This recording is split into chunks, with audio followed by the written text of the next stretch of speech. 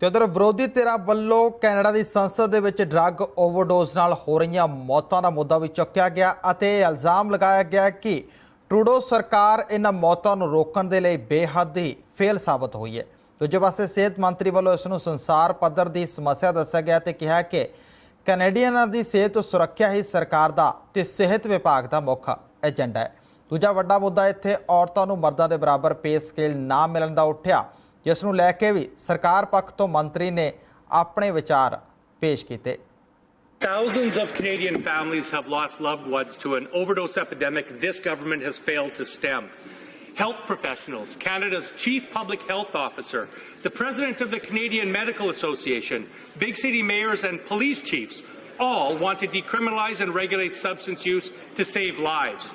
Instead, today we see the Prime Minister sign on to the failed war on drugs approach demanded by Donald Trump. Wow. Are the Liberals truly so desperate for a new NAFTA that they are prepared to put Canadians' lives at risk to get it? Honourable Minister of Health. Thank you very much, Mr. Speaker.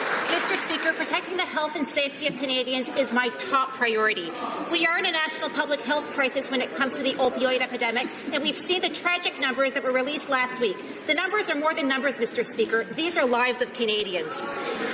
Substance abuse is an international problem, and the global call for action will help us move forward. 130 countries have signed on to the declaration, and we certainly want to be a part of that conversation.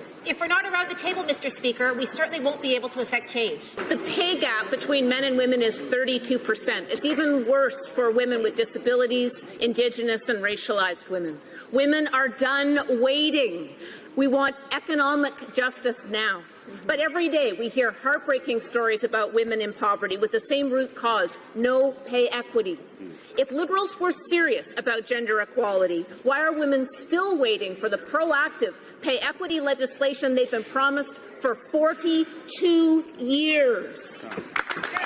Honourable Minister of Employment. Mr. Speaker, I agree with the member opposite that equal pay for work of equal value is a human right, and that's why we're so proud as a government to be moving forward with proactive pay equity legislation. It's a key way that we are demonstrating our commitment to gender equality. It's a key way that we will attempt to close the gender wage gap, and we are already working diligently. Consultations have been done, and we will be moving forward with pay equity legislation later this year. Thank you very much.